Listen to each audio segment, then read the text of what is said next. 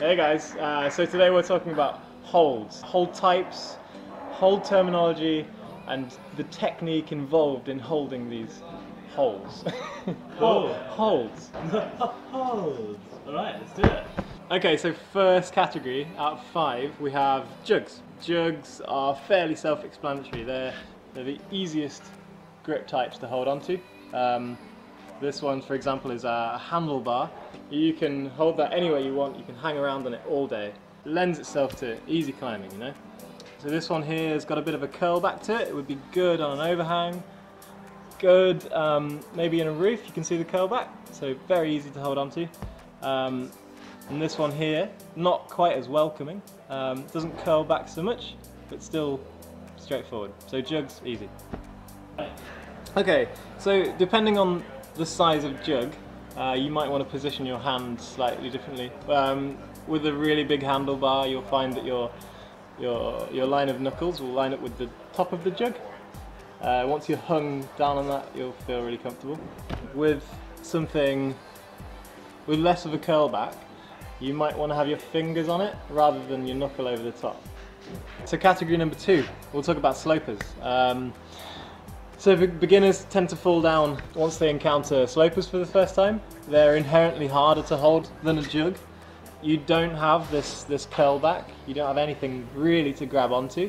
So you have to know how to position your hands on the hold. With slopers generally, you're going to be hanging quite low down on them. So the higher you come up with your body on a sloper, the more likely you are to just slip off. So you want to be really, really low.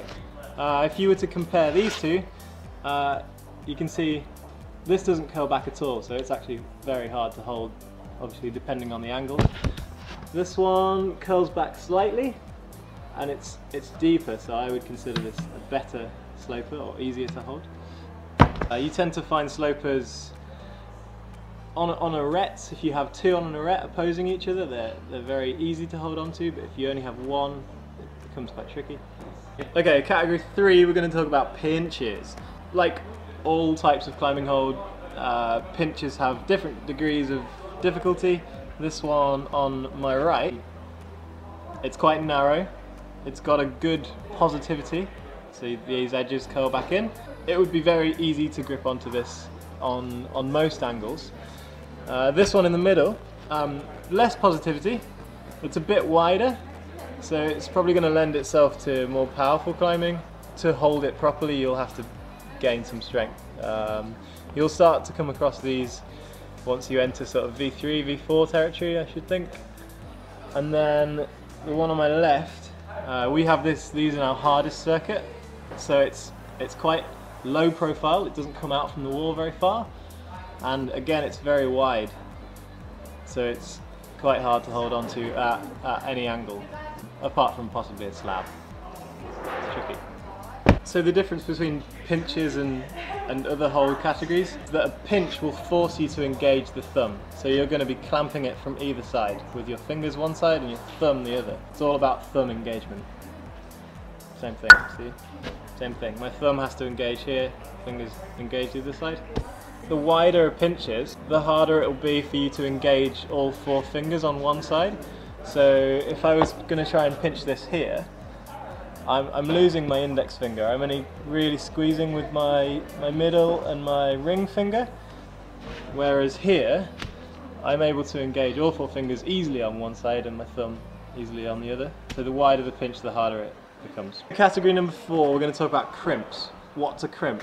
When I started climbing 5 or 6 years ago, I didn't really know what a crimp was. I saw and heard the word pinch and I was like, I don't know the difference between a pinch and a crimp, and I'm sure you guys are feeling the same thing. So a crimp, usually a crimp will involve you using the very tips of your fingers. You're only going to get maybe like a pad and a half on a crimp. Any bigger than that, it's a jug. Some strong climbers would call this a jug. So out of the 4 I've got in front of me, this orange and black hold is by far the best. It's got some positivity, it curls back. I can get at least a pad and a half on there, but immediately it lends itself to harder climbing. The green and pink also has a bit of curl back, bit of positivity, it's a bit sharper and it's a lot narrower. So I'm only going to get maybe one pad on there.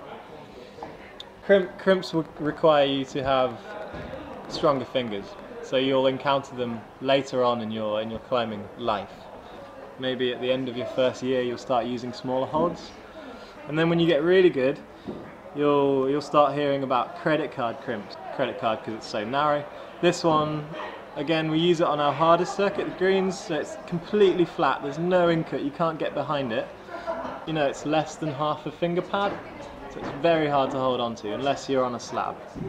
You know, some people put their fingernails on there, but that doesn't work. I would be inclined to full crimp it. So there are two types of crimp position.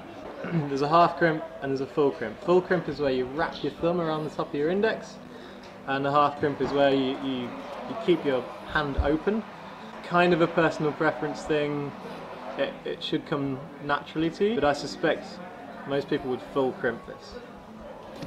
Whether you full crimp or half crimp a hold kind of depends on where it's positioned. If it's straight down, maybe you're more likely to full crimp it. If it's a side pull, you could open your hand up and lean away from it. So it's all about positioning. A full crimp could be considered more dangerous because it puts more stress on the tendons in your fingers, whereas an open hand half crimp doesn't quite do that. Last of the four in front of me.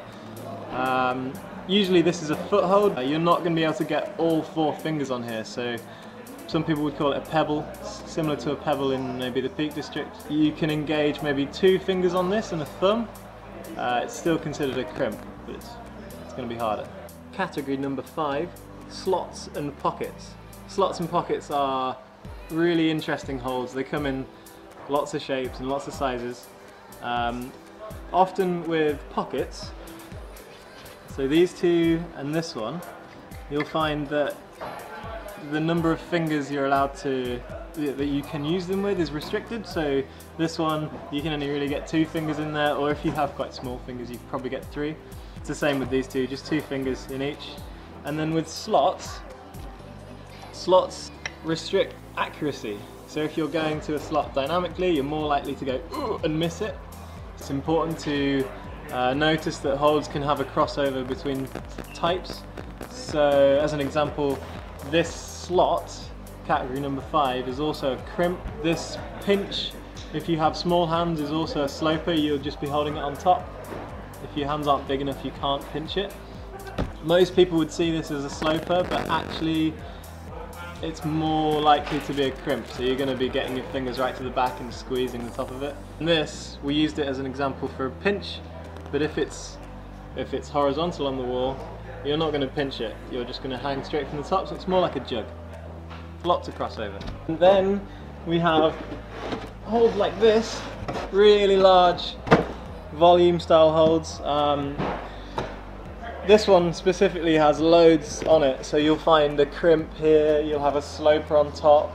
If it comes to it, you might end up pinching this area. Yeah, great hold. Lots of options. Do you ever name the holds? I think this one's called a wing. I don't know, it looks like a wing. Like a chicken wing? Like an angel wing. Oh, it's not chicken. Jake, that was a good video. Hopefully it was informative. Hope so. Do you have any words, wise parting words to say to our viewers? I've never got wise words, but I can say that climbing is subjective. All opinions in the climbing world are subjective. Take my advice with a pinch of salt. We hope to build your climbing IQ so that you know how to hold this slot, or how to hold this sloper. Once you encounter it on a wall, what do you do? So and if know now. Yeah, and if anyone asks what crimp is, you can tell them. Oh my god, you're gonna be so cool. Remember guys, subscribe, like, and leave a comment below. See you later. Insemination. Oh no. It's shit.